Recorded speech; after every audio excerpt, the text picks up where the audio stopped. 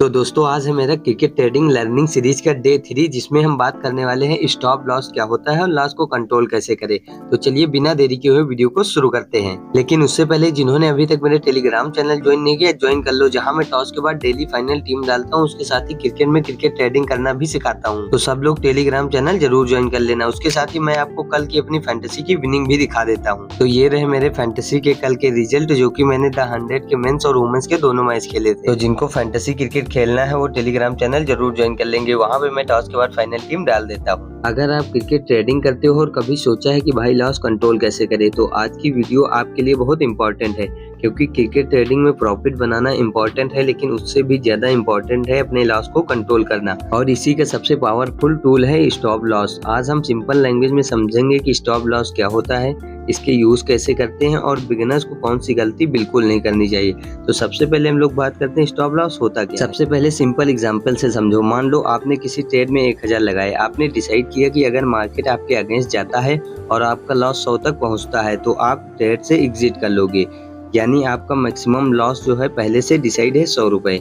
इसी को कहते हैं स्टॉप लॉस। स्टॉप लॉस का मतलब होता है लॉस को एक लिमिट से ज्यादा बढ़ाने ना देना। क्रिकेट ट्रेडिंग में मार्केट कभी भी आपके फेवर में जा सकता है और कभी भी अगेंस्ट।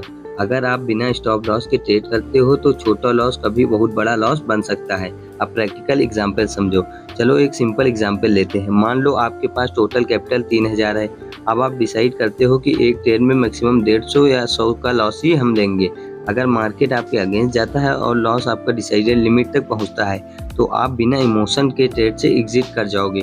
यही होता है प्रॉपर रिस्क मैनेजमेंट। लेकिन अगर आप सोचते हो थोड़ा और वेट करते हैं, मार्केट वापस आ जाएगा और फिर 100 का लॉस, 200 का लॉस, 300 लॉस, 1000 लॉस तक पहुंच जाता है, तो प्रॉब्लम मार्केट की नहीं आपके रिस्क मैनेजमेंट की है। अब बात करते हैं स्टॉप लॉस क्यों जरूरी है। तो स्टॉप लॉस के 3 बड़े फायदे हैं। Number 1 capital protection. आपका पैसा लिमिटेड है, इसीलिए सबसे पहले कैपिटल को प्रोटेक्ट करना जरूरी है। वही नंबर 2 इमोशनल ट्रेडिंग कंट्रोल। जब आप पहले से डिसाइड कर लेते हो कि कितना लॉस एस्केप करना है तो पैनिक और ग्रीड कम होती है। Number 3 long term survival.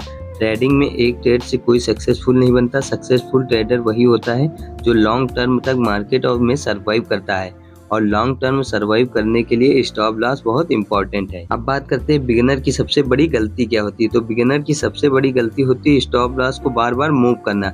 पहले डिसाइड किया 100 का लॉस लेंगे, लॉस हुआ तो बोलते हैं चलो 200 तक का वेट करते हैं, फिर 200 हुआ तो 500 तक मार्केट वापस आ जाएगा, और इसी तरह छोटा लॉस बड़ा लॉस बन जाता है। इसीलिए स्टॉप लॉस लगाने के बाद उसे डिसिप्लिन के साथ फॉलो करना बहुत जरूरी है। तो आज का सिंपल रूल याद रखो, प्रॉफिट बाद में, पहले कैपिटल प्रोटेक्शन। ट्रेडिंग में लॉस होना नॉर्मल है, लेकिन अपने लॉस को कंट्रोल ना करना सबसे बड़ी गलती है।